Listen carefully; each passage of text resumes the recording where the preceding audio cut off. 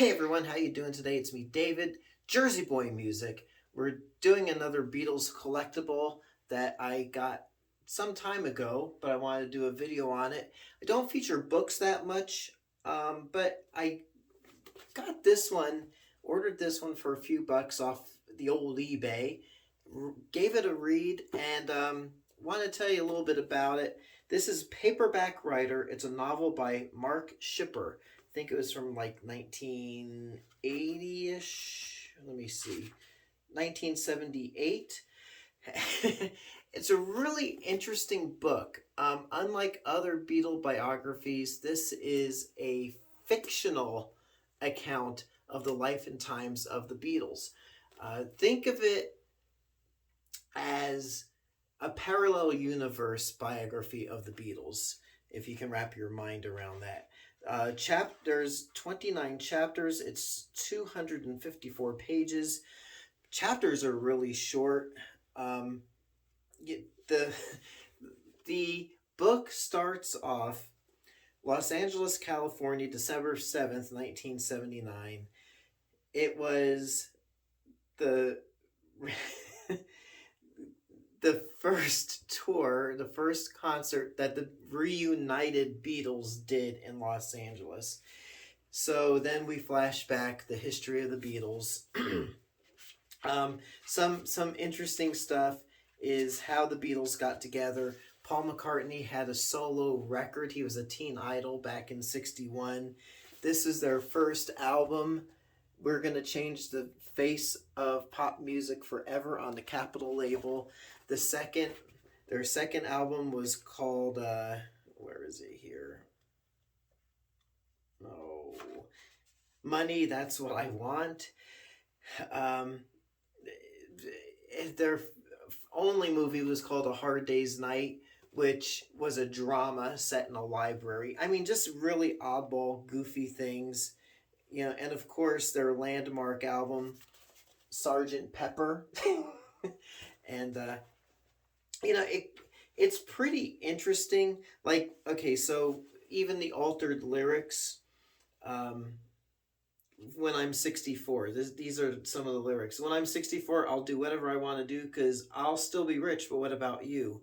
Will you waste away on some park bench waiting for the muggers to hit you with a wrench while I'm eating steaks in Jamaica made more tasty with my Sergeant Pepper shaker?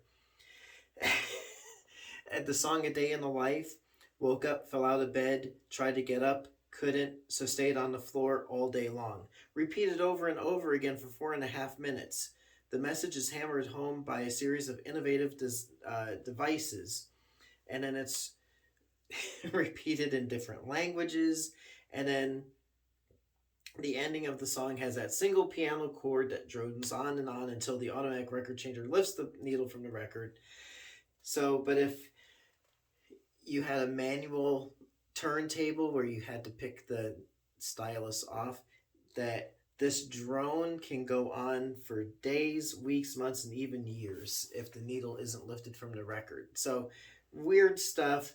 And then by the end of the book, so the Beatles have had their solo careers, which haven't really done anything.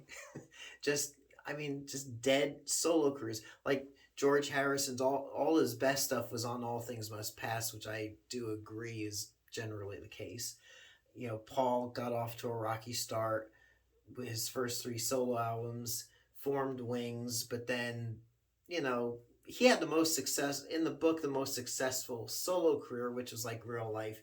But then they got to this point where it's like, they imagine the Beatles giving in to everybody's wishes and actually reuniting. What was that like? I don't really want to tell you much about it, but it's just, they release an album. They go on a concert, like a revival tour, and it goes how I would imagine a Beatles reunion would have gone. So, pretty cool book. I read it a couple of times when I was in high school. Just a warning, I forgot that there is a little bit of language scattered throughout the book. So if you're sensitive to that sort of thing, just be aware of that. And but actually, this is a long lost book. I had thought about this book over the years, could never find a copy, but I did find an affordable copy on eBay, and it was a quick read, very entertaining, kind of like along the lines of the Ruddles, um, that sort of humor. And I'm not going to tell you much more about it because if you want to read it, I don't want to spoil it for you.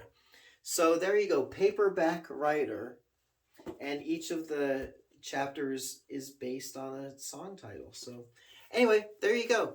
So until next time, it's me, David, coming to you from my Beatles Corner.